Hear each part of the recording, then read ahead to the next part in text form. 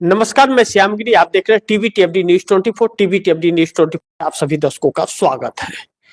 नीतीश नायडू का plan India गठबंधन की सरकार बनाने का, मोदी साहब बौखला ही गए।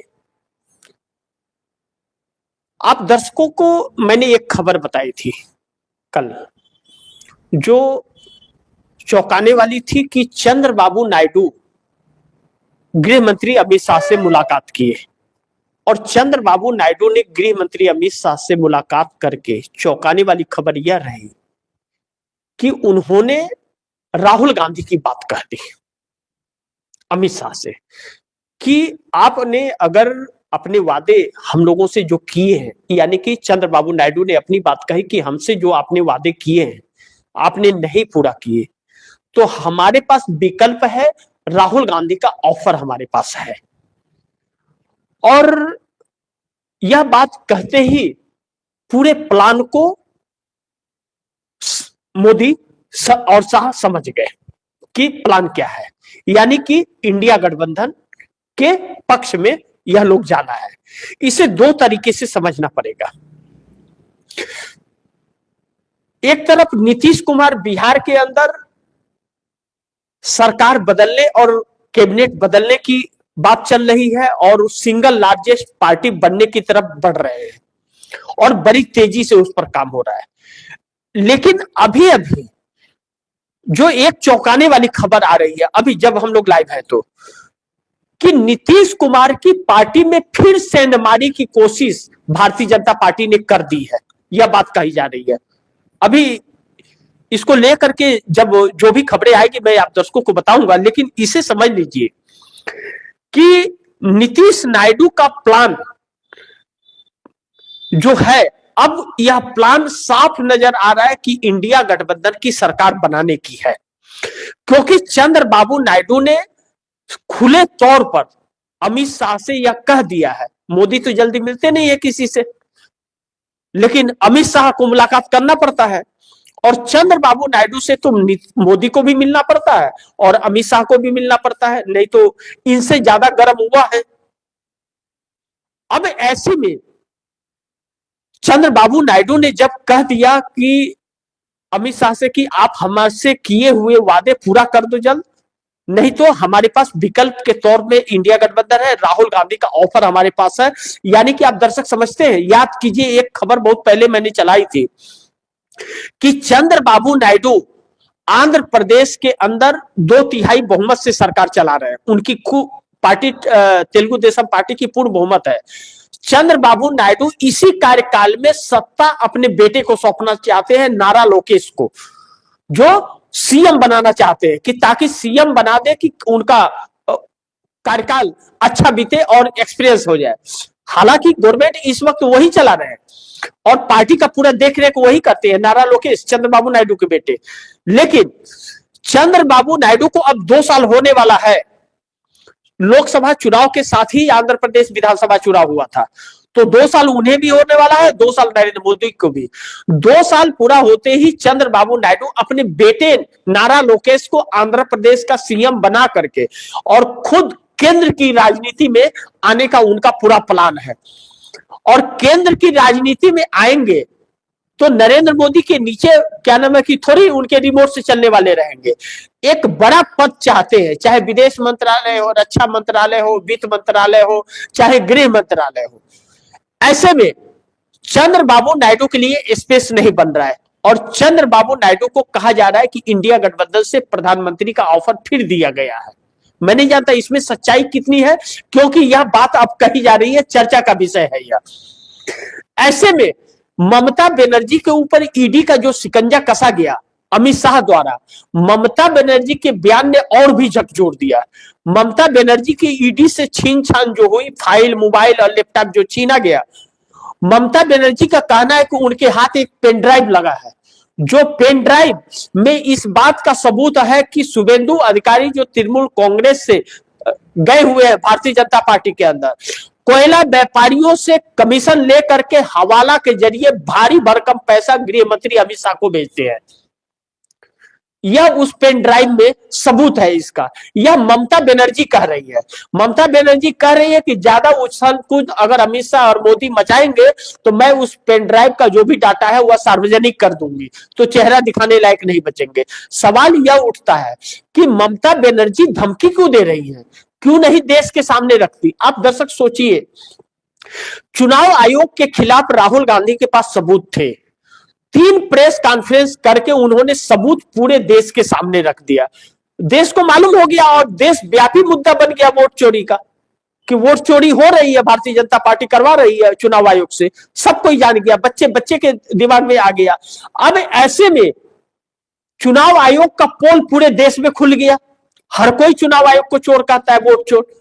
अब ऐसे में ममता बनर्जी के पास अगर इतना बड़ा भ्रष्टाचार का सबूत है तो ममता बनर्जी वार्निंग देने के बजाय देश के सामने रखना चाहिए था।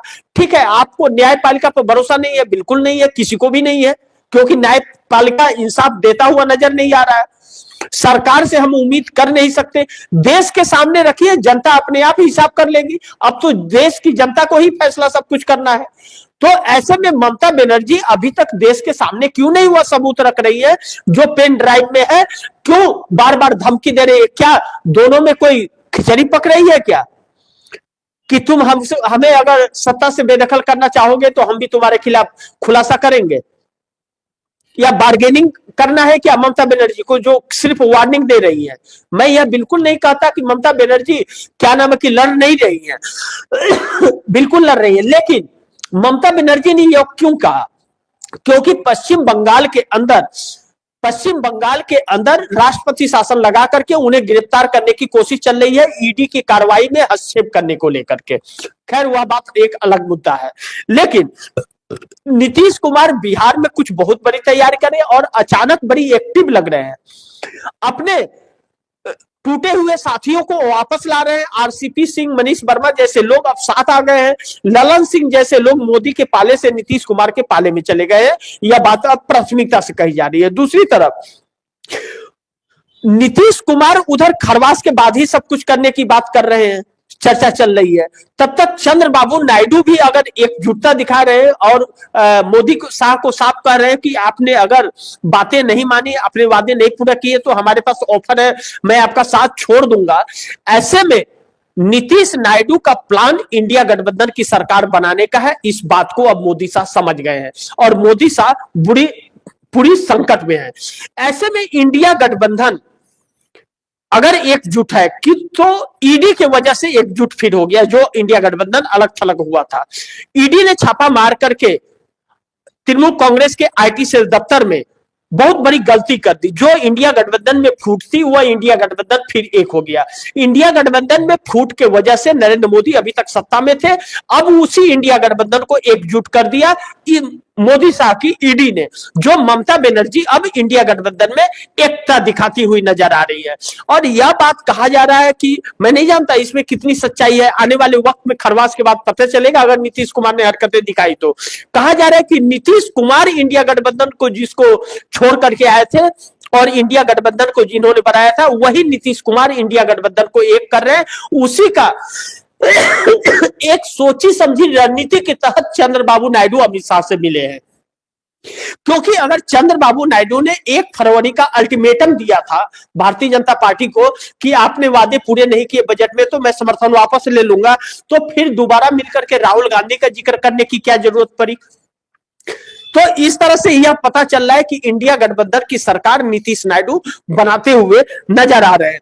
लेकिन नीतीश नायडू के मदद के बगैर इंडिया गठबंधन सरकार बना ही नहीं सकता और इंडिया गठबंधन की एकजुटता होनी चाहिए और नीतीश नायडू की मदद होनी चाहिए, जो होती हुई नजर आ रही है। दूसरा, मोदी की विदाई ट्रंप ने कराई। अब अमेरिकी राष्ट्रपति डोनाल्ड ट्रंप जिस तरह से मोदी के ऊपर हमलावर है और जिस तरह से मोदी को कटघरे में खड़ा कर रहे हैं, मोदी के पास अब कोई रास्ता नहीं बचा। पूरा इनको कहते हैं ना बेनकाब नरेंद्र मोदी को कर दिया है। कोई इज्जत बची नहीं है और कोई शान नहीं बची है, बल्कि कंगाल बनाने की तैयारी कर ली है। और जब से ट्रंप ने यह बयान दिया है 500% टैरिफ का कि हम लगा सकते हैं, तब से शेयर मार्केट में जैसे भूचाल आया है। मुकेश अंबानी ने जैसे लेटर रात को जारी किया, दूसरे दिन 1 लाख करोड़ रुपए का शेयर मार्केट धराम हो गया। ट्रंप ने 500% टैक्स की जैसे बात की, 8 लाख करोड़ कल शेयर मार्केट धराम हो गया। आज शेयर मार्केट का हालत खराब है, रुपया और भी कमजोर हो रहा है। ऐसे में नरेंद्र मोदी का चेहरा बदलना ही इस देश के सामने एक ऑप्शन है। अगर नरेंद्र मोदी का चेहरा बदल गया तो फिर अमेरिका भी शांत हो जाएगा, क्योंकि अमेरिका को दुश्मनी अब नरेंद्र मोदी से है, भारत से नहीं है। भारत के खिलाफ वहां नहीं जा रहे, वह मोदी के खिलाफ, मोदी को कंगाल बना रहे हैं। लेकिन मोदी के कंगाली तो इस देश की कंगाली हो रही है, क्योंकि मोदी अपने घर से कुछ लेकर के नहीं आए थे।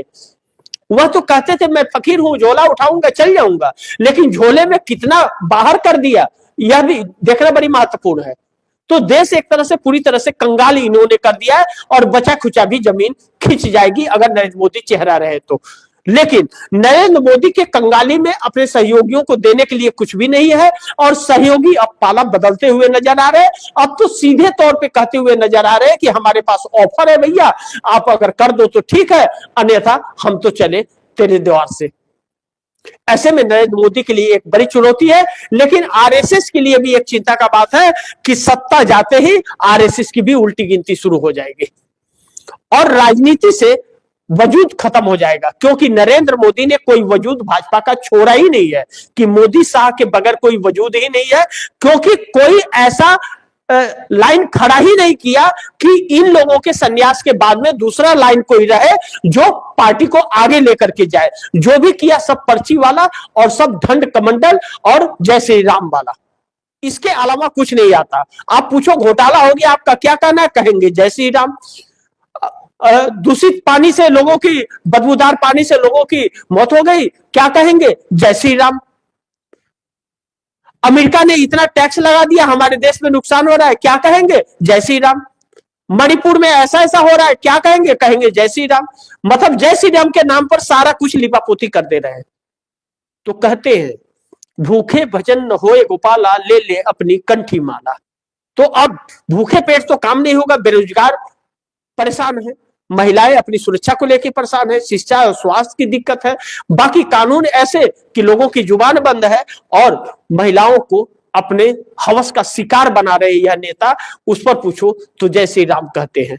वक्त नजदीक आ गया है, तख्ता पलट का इंडिया गठबंधन की सरकार बनती नजर आ रही है। आने वाले वक्त में पता चलेगा, मैं नहीं जानता, लेकिन अब नीतीश नायडू का प्लान ही इंडिया गठबंधन की सरकार बनाएगा और अमेरिका नरेंद्र मोदी के लिए बड़ी संकट पैदा कर दिया है। अब जो नरेंद्र मोदी के लिए आने वाले वक्त इतने आसान नहीं होंगे इससे निकल पाना। भारतीय जनता पार्टी के अंदर भी अब नरेंद्र मोदी को लेकर के सुब्रमण्यम स्वामी के बयान के बाद एक बवाल सा मच गया है और विरोध में लोग अब आवाज उठाने लगे हैं और भारतीय जनता पार्टी के कार्यकर्ता ही और पदाधिकारी भारतीय जनता पार्टी से वह मांग करने लगे हैं आरोपियों के खिलाफ कार्रवाई भी करने का और मोदी का साथ छोड़ते हुए इस्तीफा देने का भी सिलसिला चल पड़ा है। चाहे गुजरात हो, चाहे उत्तराखंड हो, चाहे आसाम हो, चाहे मध्य प्रदेश हो, हर जगह यही परिस्थितियां बनी हुई है जो नरेंद्र मोदी के लिए एक नई संकट ला करके खड़ी करने वाली है। बाकी आप दर्शकों की क्या राय है, क्या सुझाव है, कमेंट बॉक्स में जरूर दीजिएगा और गुजारिश करूंगा कि इस खबर को ज्यादा से ज्यादा आप लोग शेयर कीजिएगा, अपने दोस्तों को भी कहिएगा आगे शेयर करें। और आपने अगर चैनल को सब्सक्राइब नहीं किया है तो टीवीटी अपडेट न्यूज़ 24 को जरूर सब्सक्राइब कीजिएगा। तब तक के लिए नमस्कार।